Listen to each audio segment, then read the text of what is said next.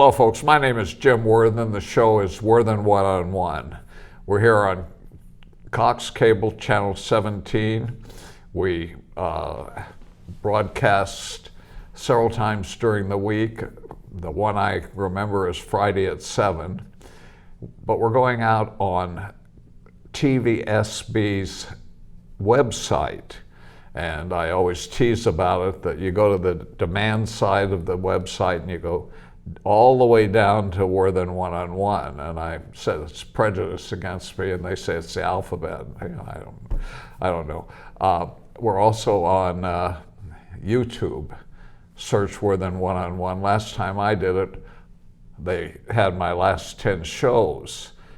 I think they're forever. That's what my granddaughter tells me.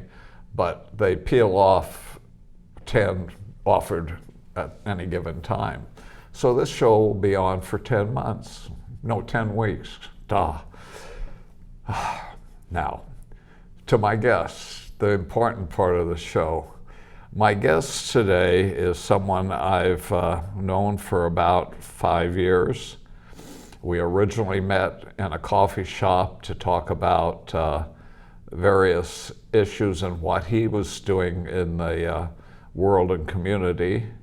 We've titled him an educator, and he's an educator in his own faith. He's an educator of the people around him, and he's an educator in worldwide diplomatic efforts. And so we'll go through all of those, and he'll explain how he can use that in his election to the 3rd District. Brian Cox, how are you, sir? I'm very well, thank you, Jim, and it's great to be with you on your show. Well, I will wait and see if you say that in 58 minutes and 30 seconds. No, strangely enough, and I don't want to take too much of my own time, your time, I've never had a guest, ever, and I've had 300 guests, 400 shows now, 425 I think I've got up to. It's over 25 years. I've never had a guest say, we didn't have enough time. It's always, we could have done another show, Jim. And I think the last time I had you on, that's what you said. We could have gone on for... That's absolutely right. Let's first talk about your feelings in the international realm.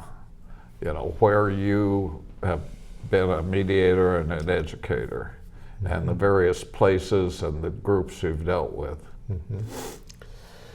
Well, I've had close to 35 years of experience in international faith-based diplomacy.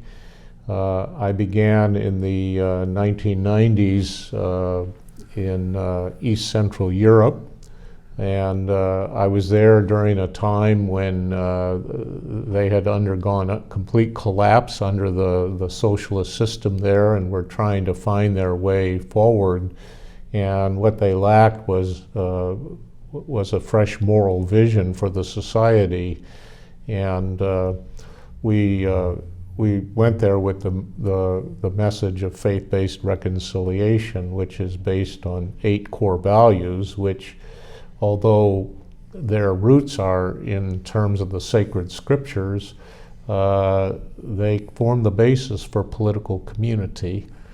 And so I went from there to... That was right when the Iron Curtain collapsed. That's right. And all of a sudden people had freedom and they didn't know what to do. Go ahead. They didn't know what to do with it. And I was first there in March of 1990, and in East Germany, the Czech Republic, Slovakia, Hungary, Romania, Moldova, Serbia, Kosovo, Bosnia. And I worked with political leaders and religious leaders during that time, from mayors of towns to heads of state. And then in around 2000, I began. Sorry. Let me take you back to you hit a hot button for me. Okay, Serbia, Kosovo, Albania. No, I didn't work in Albania, Bosnia. They're crazy. The Albanians are like the North Koreans, but go ahead. Well, I don't know. I haven't been there, so I couldn't comment. But in Kosovo, obviously, the majority population are Kosovar Albanians, and they're also Serbs, and it was a deeply contested area. And I got to know the head of the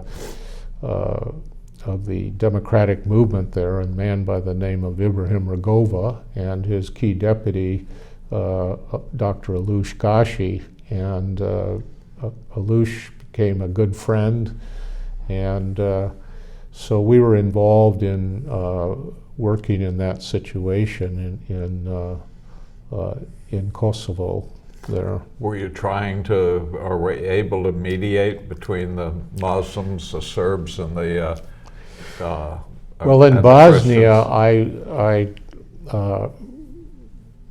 I discovered that the smallest community in Bosnia was the Jewish community, and so I got to know the president of the Jewish community, a man by the name of Jakob Finci, and we worked together because they were so small. They weren't a threat to anyone, so they could be a kind of a convening group, and we were working to bring together Orthodox, Catholic, and Muslim leaders, and to try to effect some kind of reconciliation on the ground.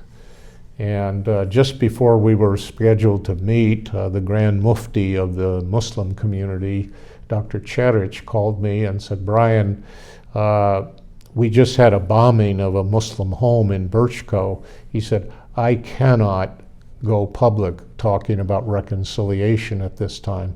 I'll be glad to talk about justice, but this is too sensitive in the Muslim community." So sometimes the best efforts in the world are stymied by things over which you have no control. Usually violent things. Yes, absolutely, absolutely. So were you able to do anything in that area as time went on? Yeah, I mean, when you begin to work in an area, the first thing you have to do is really understand on the ground what is the problem that you're trying to solve here. And because it's like the Middle East, everybody assumes that the problem is the Israeli-Palestinian conflict, and that if we just solve that there will be peace in the Middle East. Right. The problem with that is it's not correct.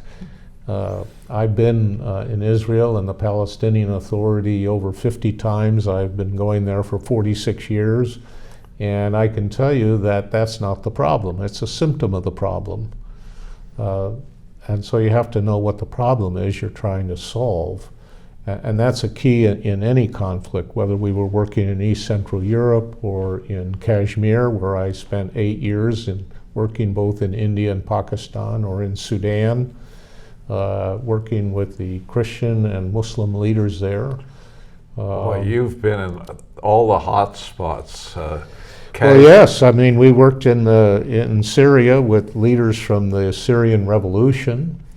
We worked with leaders from the Syriac Christian, the Kurds, and the Arab Muslims, bringing them together. They were trying to form a social contract in the Northeast, and we were helping them in that effort. I worked in Iraq with with the leaders from the Nineveh Plains, Christian, Yazidi, Shabak, Turkmeni, and again, once ISIS was driven out of there, and I was actually taken up at one point to the front line with ISIS. We could see the ISIS flags about 500 yards away. 5 years ago? No, this would have been 2014, 15 in there. Yeah. So before some guy named Trump took care of that. Well, yeah, ISIS. this was pre-Trump. So anyway, in Jordan, I spent 13 years working with the Muslim Brotherhood leadership there, trying to see if there was a possibility that they could play a different role on the world stage as peacemakers, reconcilers, and problem solvers. They're not known for that. And that's a group that was formed in Egyptian prisons and killed Sadat, the president. Well, that's correct. The Muslim Brotherhood is the largest Islamist movement in the world. Really? And, yes. And so I felt it was important to see if it was possible to influence them and in a different direction. And instead of being part of the problem, to become part of the solution. One of our trademark things that we use in our work is called the Faith-Based Reconciliation Workshop, where we bring conflicting parties or enemies together for 3 intense days with 2 goals. One is to enable God to soften and change their hearts, because without that, people can't problem solve. And secondly, to engage in constructive problem solving together. Generally, they have problems with each other, and they need each other to solve those problems. And unbeknownst to me at the time, I only found out afterwards that 3 of the participants were founders of Hamas. And so I've actually talked to these people. I've been in their homes. I've been to Gaza, so I know a little bit about what I'm talking about in the Middle East situation. So anyway, that's... it's an ancient problem. It was left by Joshua not completing God's will and taking the Gaza Strip into the Promised Land. Well, I think that in that situation you have Palestinians that live both in the West Bank and in Gaza, and it's a complex situation. Hamas has been running Gaza since 2007, and while probably most people there don't like their style of governance, they probably in many ways agree with their objectives. And I know I visited schools and other institutions in Gaza, and I saw what it is they teach kids in the schools there. So, but that's neither here nor there. So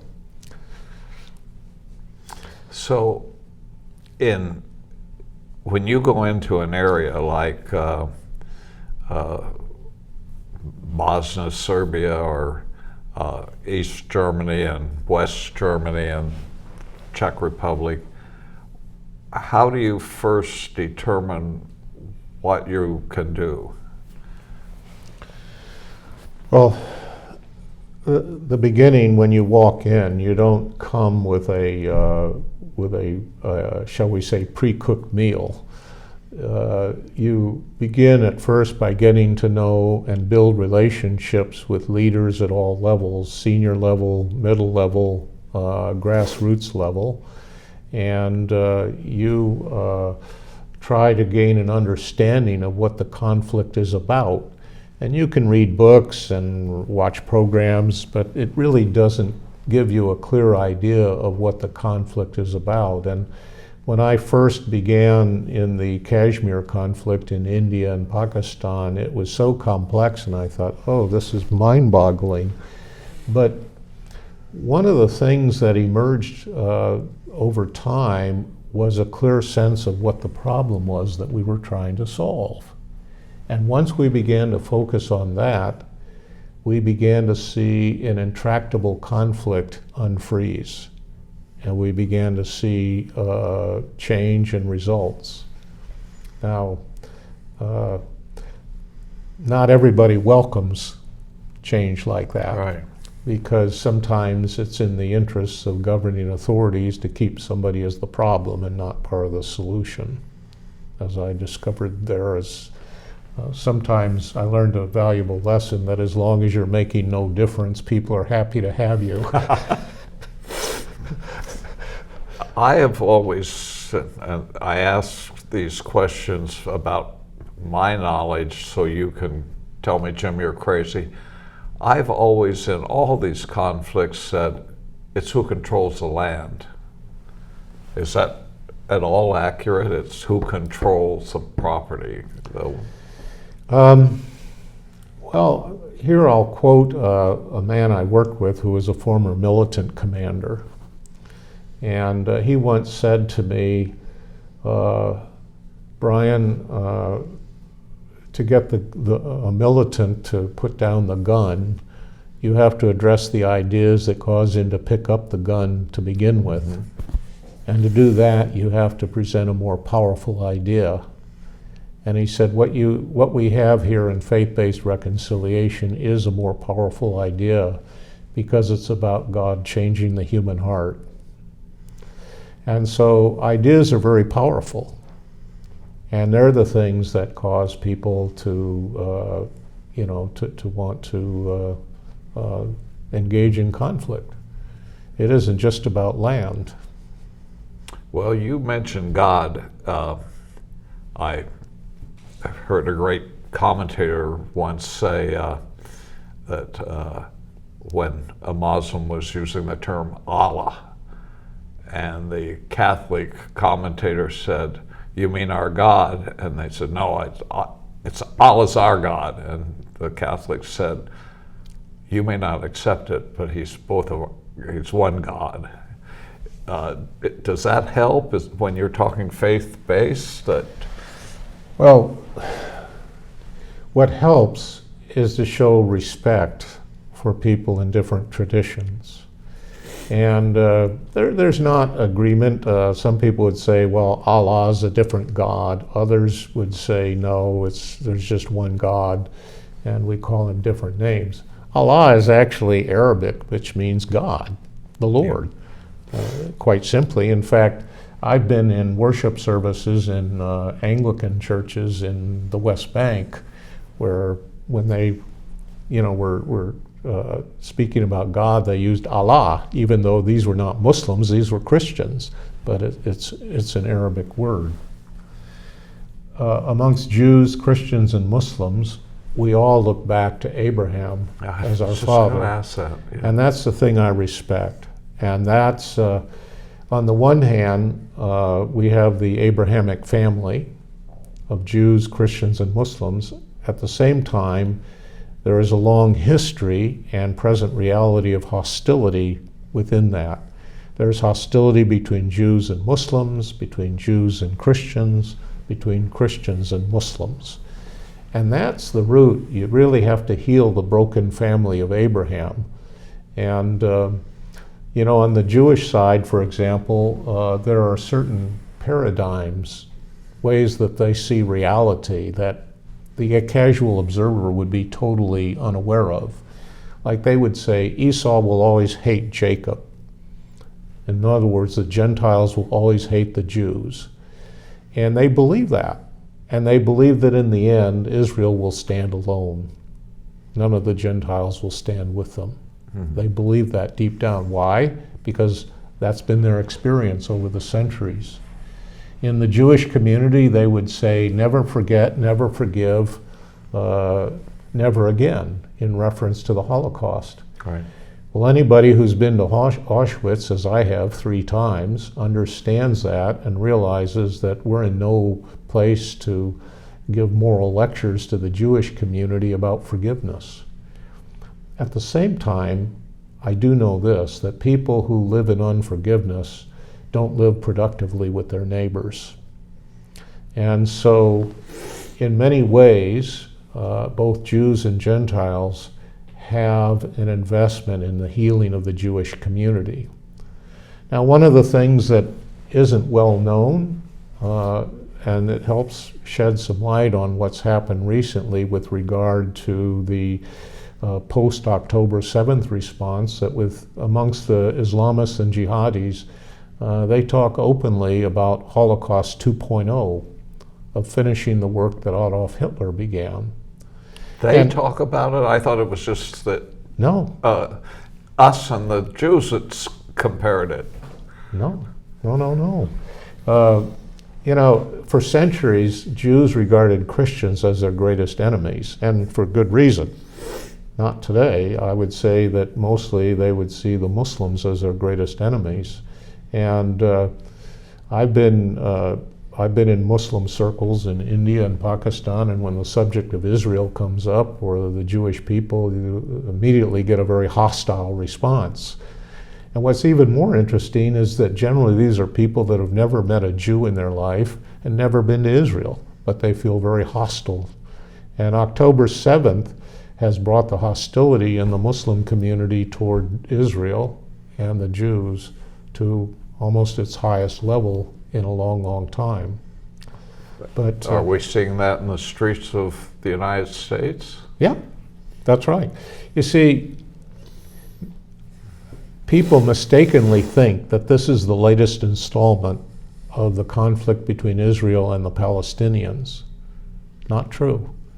If anything, what happened on October 7th, the Palestinians are bit players. This was really a conflict between Israel and a global network of anti-Semitic actors. This includes Islamists, Western progressives, neo-Nazis, and black radical activists. Mm-hmm. And the thing that they share is a hostility toward Jews and Israel. And they have different reasons, but they all share that common thing. So, if you bother to read the charter of Hamas, this is not about standing for Palestinian rights or a two-state solution. Their goal is to eradicate the state of Israel. They say it quite plainly, and sometimes you need to believe what people say about themselves. And so thinking that a two-state solution is going to solve the hostility there is not even understanding what the conflict is about. You have to understand. And this is not, what happened on October 7th is just the opening salvo. There's going to be more coming. Oh. Because what you saw come out of the woodwork on October 7th was this global network of anti-Semitic actors. I mean, two schools that I attended, USC and Harvard, had students chanting, "Death to the Jews, gas the Jews, from the river to the sea." I mean, to me, that would have been unthinkable, and yet there it is. Yeah, Columbia. Yeah, I mean, University of New York. Yeah, all of these. I'm just saying that it hit me hard because these were two institutions that I had been at. So how do we mediate? Is there any way to bring those various hateful groups together? Well, this is what I'm the president of the Institute for Faith-Based Diplomacy. Yeah. And one of our 5 strategic objectives is to heal the broken family of Abraham. And so this is like trying to, bring all the parts of an orchestra together, because there are different pieces to it, both amongst Christians. For example, we have an IFBD team in Romania, and we're now putting one together in Ireland. We have one in Zambia, and they're all going to be focusing on the broken relationship between Christians and Jews. In Ireland, the broken relationship between Christians and Christians, huh? Well, yes, but right now Ireland has a serious problem with anti-Semitism.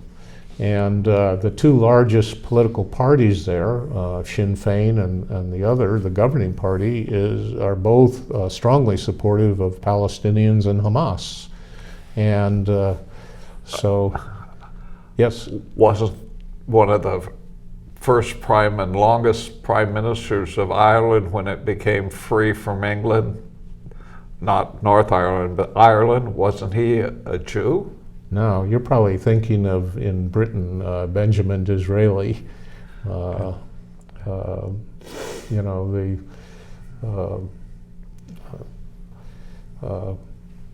anyway, I'll just leave it at that. So, where most is your activity? Are you fighting spot fires, or where most is your activity in what your group wants to do? Well, we're building a team in Israel. We have Muslims on our team. We have Christians on our team. There will be Jews on the team. And they're going to become the framework for bringing those three parts of the Abrahamic family together. Not at the same time, but you're talking about a process over 10, 20 years.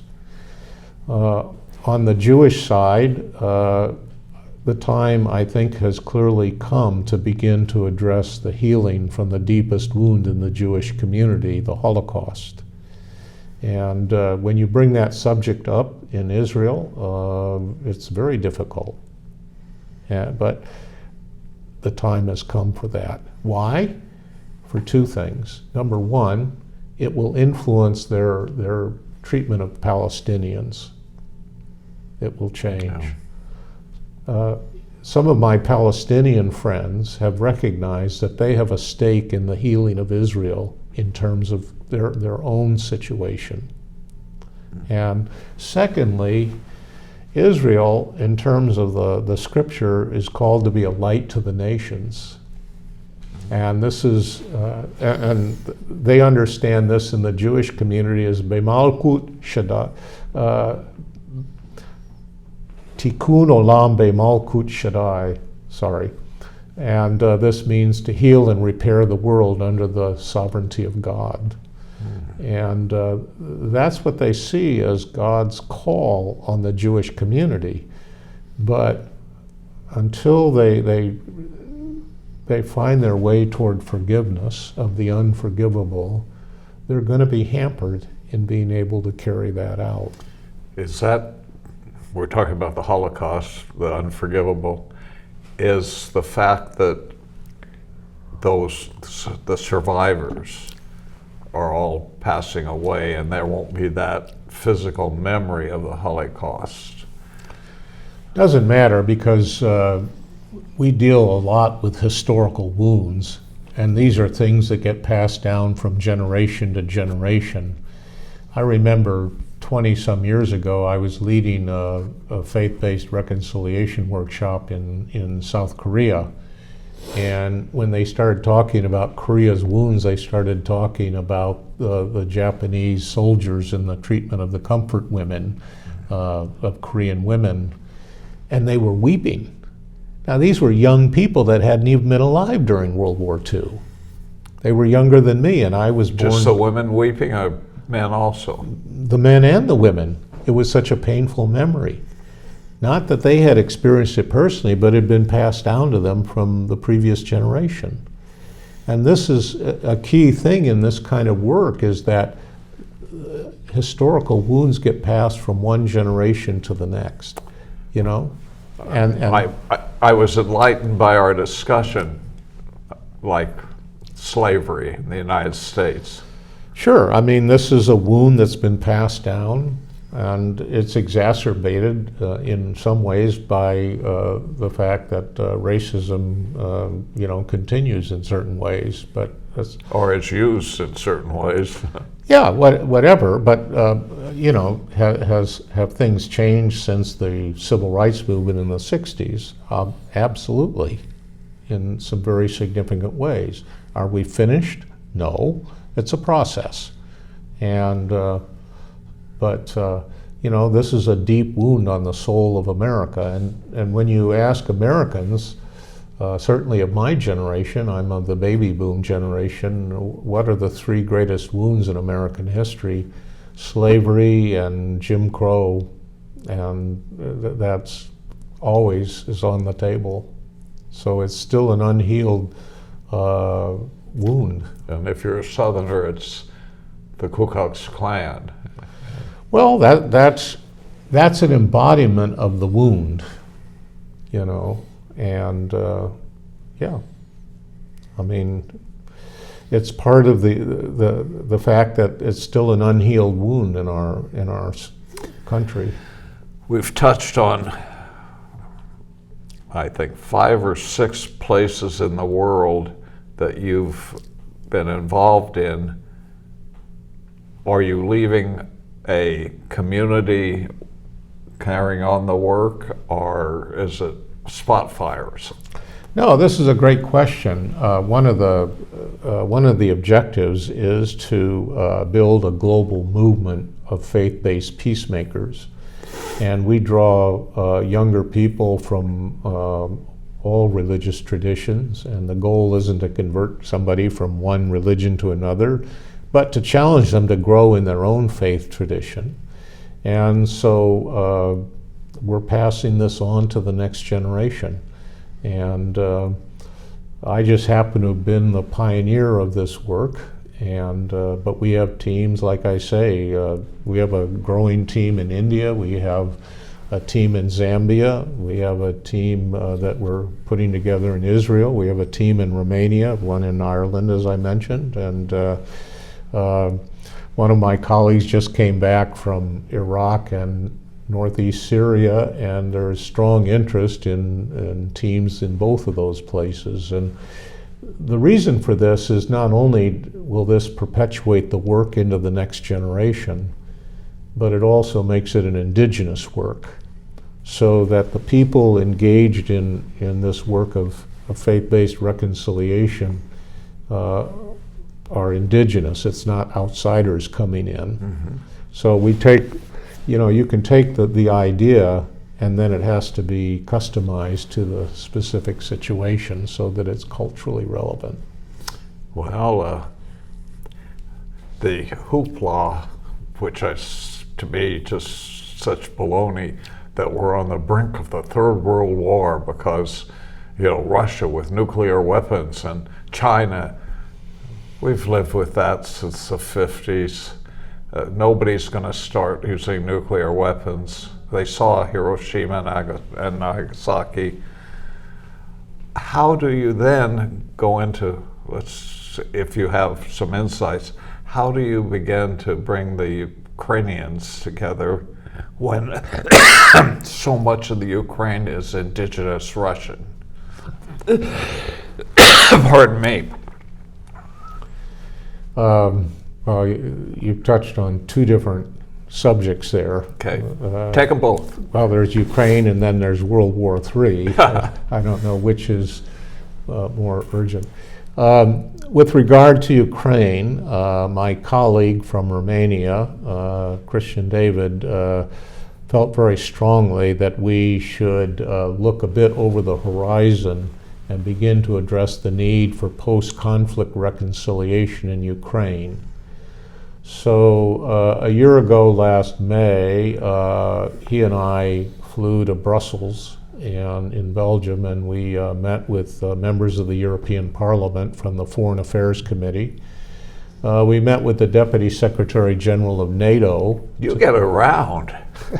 Yeah, I do. Big guys. Go ahead. Well, we were talking about the idea of post-conflict reconciliation in Ukraine, and that the idea that once the shooting stops, that's when the real conflict will begin. Because you've got ethnic Russians, you've got ethnic Ukrainians in the regions like Donbas and Luhansk, and so this is when you're really going to need reconciliation on the ground. The other thing about Ukraine is, again, you have to understand the problem you're trying to solve. And this is not a conflict between Russia and Ukraine. This is a conflict between Russia and NATO, and Ukraine is just the battlefield. And unless you understand that, you're not going to solve anything. So NATO has to be involved in solving the problem that's there between NATO and Russia. without having Russia turn on NATO and really starting a third world war because of the NATO treaty, and that an attack on one is an attack on all. Right, but we also have to understand, and this is not in any way justifying what Vladimir Putin has done, but we have to understand the sensitivities there. Russia is very sensitive about NATO being right on the border of Russia. So in some ways, U.S. officials, who shall be nameless, didn't help things by suggesting that Ukraine ought to be part of EU and NATO. I mean, this was like waving a red flag in front of a bull as far as Russia goes, because now if Ukraine becomes part of NATO, they've got NATO right on their doorstep. And part of the function that East Central Europe served in the, prior to the fall of the wall was that it was a buffer between the Soviet Union and the West. And that was an important thing in terms of their own sense of security. Now, does that mean that I was against the wall coming down? Absolutely not. I mean, I have a lot of friends in that region, and I rejoice that they have a better life than they did. But you have to understand how people see things, not just how you see it, but how the people that are involved in the conflict see things. It's we don't want to get into the geopolitics, but it's amazing to me how easy the release of the Crimea and it becoming free and Russian controlled had to do with 80% vote for Russia, but they actually had an election and there's been no conflict there. Have you ever been there? And haven't been to the Crimea, but this I do know is that at one point Crimea was part of Russia, and then during the time of the Soviet Union it was ceded to Ukraine. And so when the Russians went back in, they were taking what they historically believed was their territory. And well, that's true of all of Ukraine. The 4 southern provinces of the Ukraine have been traditionally Russian. There's been a civil war there forever with the Crimeans trying to take away the Russian provinces. And how do you mediate something like that? It's a bigger challenge than just mediation, okay? Because you have to do a lot of healing and a lot of building bridges, to try to problem solve. You have to prepare people to be ready to problem solve. In 1993, the Americans and the Europeans brought together the leaders from Kosovo and Serbia to try to resolve that conflict between them. And somebody asked me, what do you think they will accomplish? And I said, absolutely nothing. Because those people, I know all of them, they're captive to bitter memories. And until there's some kind of healing in the region, they won't be able to constructively work together. They're not going to solve anything. Well, the stopping of the warfare was Bill Clinton and 30,000 feet above dropping bombs on the different factions. Well, when that stopped, has there been healing? Well, not to take anything away from Richard Holbrooke, but he had one advantage. He had the U.S. military behind him, and you discover an interesting thing is that when a person has a gun to their head, they're often quite cooperative, and so we had the Dayton Accords, but if you actually saw what was happening on the ground, they had very little day-to-day impact on the reality on the ground. So I won't say more than that just because I don't want to bore people with detail. Yeah. So you would say that Donald Trump saying I could end the war in the Ukraine in 24 hours. What he's saying is I'll tell them to stop, or I'll start bombing both sides, and they know he might do it.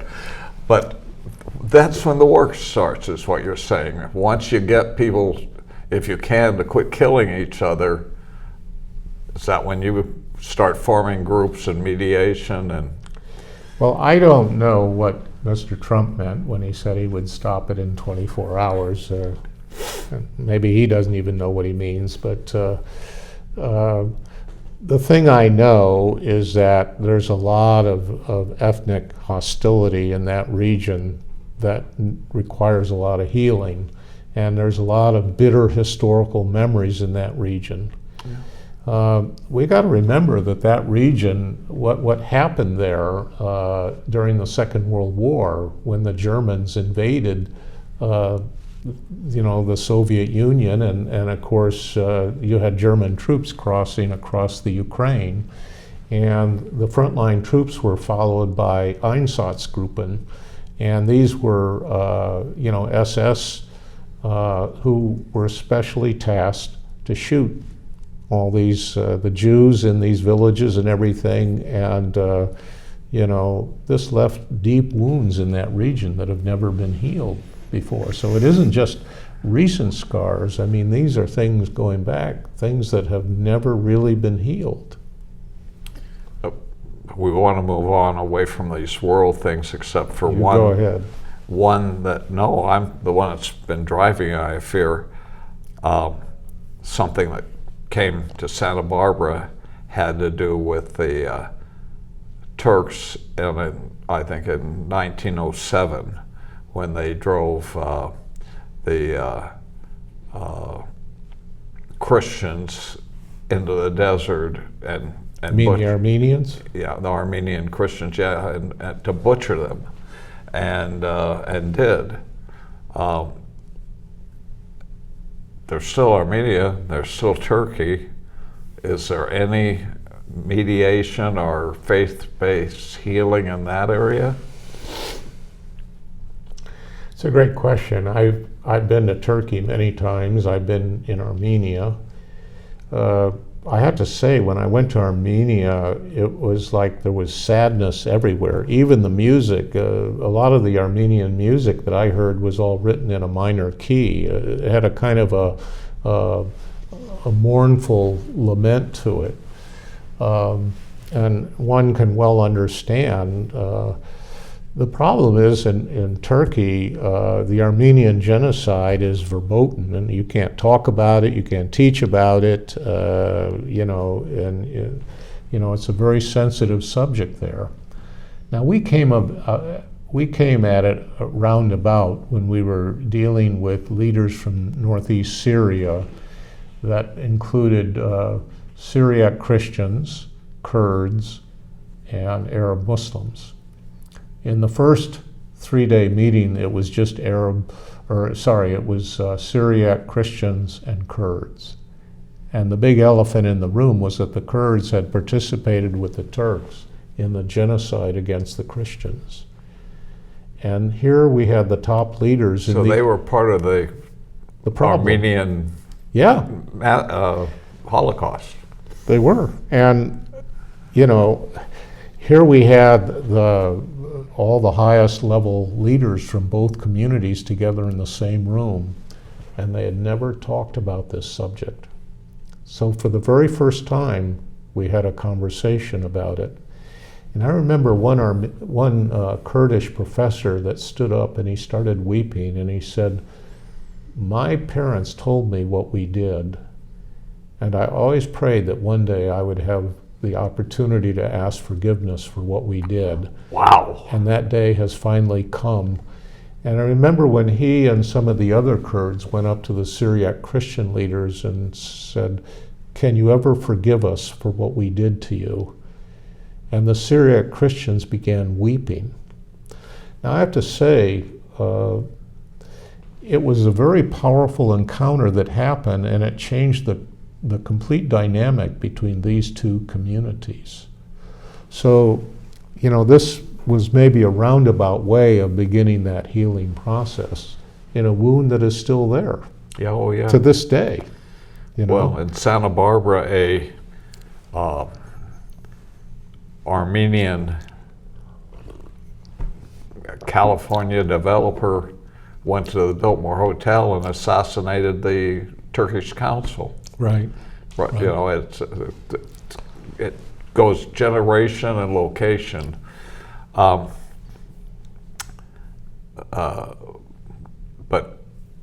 it's so heartening to find that what you're doing brings people to God's forgiveness of them and them of the other.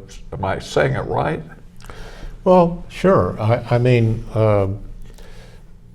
traditional state diplomats, they have certain strengths. We call them track 1 diplomacy, and track 2 diplomacy is all the network of non-governmental organizations and everything. And I think that each has certain strengths. One of the strengths that we bring in situations is that we understand about forgiveness, healing, dealing with historical wounds. Traditional diplomats, they aren't trained in this, they don't have the slightest idea how to do this, and yet many conflicts are fueled by these unhealed wounds, you see. I mean, in Kashmir, much of that conflict was fueled by the wound caused by the British in 1846 when they sold Kashmir to the Maharaja. And Kashmiris today talk about that like it was yesterday. They sold Kashmir to the India and took it away from Pakistan. Well, they had believed that they would, being a Muslim majority region, that they would be part of Pakistan, and that didn't happen. And so, you know, again, it's a complicated conflict, and I'm not going to bore your listeners with all that, but I'm just saying that these are, you know, I learned an important thing at one point. I was meeting with the head of one of the militant groups, and I asked about forgiveness, and he blew up. He said, and he talked about his suffering, the suffering of his family, the suffering of his people. And I let him go on for close to an hour, and finally he stopped and he said, I know that we need to forgive, but we're not ready yet. Mm. And we may need help from the outside. Well, that got me thinking, what kind of outside help would be useful? A few months later, I was speaking at an international conference on Kashmir in the British Parliament, and there were quite a few members of the British Parliament there. And I said that if you would like to play a constructive role in Kashmir, you could, as leaders, go to Kashmir and ask forgiveness for what the British did during the colonial period.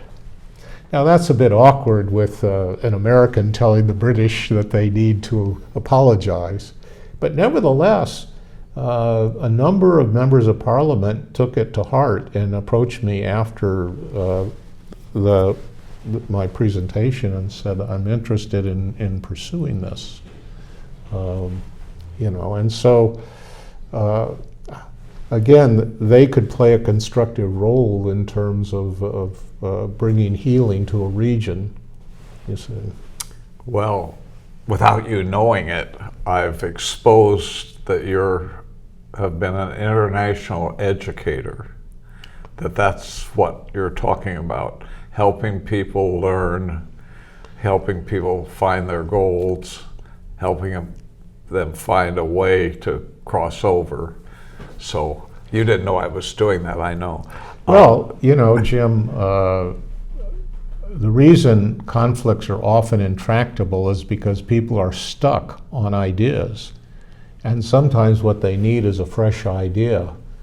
And so what frequently happens is that by bringing the vision of faith-based reconciliation in, we're bringing them a fresh idea. And one professor from Notre Dame once said, you seem working very hard to win people over to faith-based reconciliation. And I said, I plead guilty, because they have no new ideas. And they've been saying the same tired things for the last 10 or 15 years. And the conflict hasn't ended. You present a new thing that people can look at and see that maybe this will work. Absolutely. Okay, back to Santa Barbara. You're running for the Board of Education. Sure. Obviously, you've been a worldwide educator, whether you want to call yourself that or not. You are I don't know how to talk to Episcopalians. I'm a radical Presbyterian. You're a pastor at the Episcopal Church in Goleta. And well, I'm retired from there and have been for the last 7 years. But yes, I was there for 25 years. Yeah, and like Protestant and Episcopal churches, you have the teaching of the all age groups in the church from kindergarten. I always say I love the pre-kindergarten ones because they learn right away. Jesus loves me, this I know. That's their first hearing of Jesus. He loves them. And so you were there for 25 years, and I know people that were members of your, is it called congregation? I don't know, the Episcopalians. Yeah, it's called a congregation. And we're impressed with what you've done there. So now in the last 6 or 8 minutes, how do you think you can apply that to District 3 of the County Board of Education? Well, that's a great question. I was asked to run on the strength of my background and experience. And of course, you're not just representing District 3, you're making decisions and considering things that affect the entire Santa Barbara County, because this is a Santa Barbara County Board of Education. And it has the responsibility for oversight. And one thing I believe I offer is prudent management. And the county has a budget of $144 million, and the taxpayers have a right to know that their money is being well spent. And that's part of prudent management, of understanding what's really going on the ground and whether people's resources are being used wisely or not. Another reason I'm running is that I'm the quintessential problem solver. And what I've been involved in doing internationally, I bring certain skills and insights that can be applied locally. And problem solving is key, particularly when you have a board of people who don't all agree. And sometimes you have to have widely divergent worldviews try to work together constructively. And I have a lot of experience in doing that. It's not that I don't have my own convictions about things, but I also try to work respectfully with people who profoundly disagree with me. Because when you just push your way on other people, you're not bringing about transformative change. They push back. Right. You bring resentment and rage. And people don't understand that you can't force transformative change. You have to begin to let God change people's hearts, and you have to bring some kind of consensus. It's always more difficult to solve problems with the people you disagree with. It's easier to bring all the people who think the same way to solve a problem, but when you are dealing with people that see things very differently than you, you have to find some kind of consensus as a way of working forward. And I have a lot of experience in doing that. And third is you need people who are bridge builders, people who can work effectively with people on the other side. And I have a history of doing that in the local community. I worked with 3 mayors where I had very different political views than they did, but we worked very constructively for the community. And I've obviously worked with people internationally who see things very differently than I do. When you sit down with the the senior leadership of the Muslim Brotherhood in Jordan, you're dealing with people that see things profoundly differently than you do. But how do you begin to problem solve together? So I think I bring some experience on the world stage that is very useful here. Why? I'm a citizen of this community. I care about it. I've lived here 32 years now.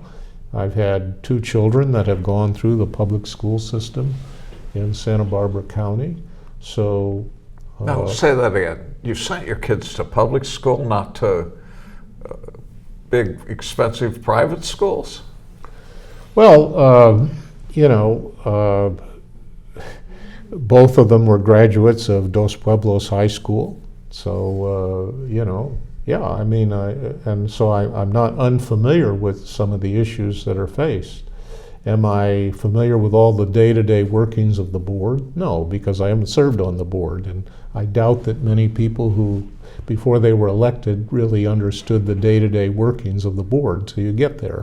You have 2 minutes to tell the people over here on this camera how they can help you and what you desire in the campaign. Sure. Well, I hope you'll remember the name of Brian Cox for County School Board. I'm running in Area 3. You may not live in that area, but you may know people that do live in that area.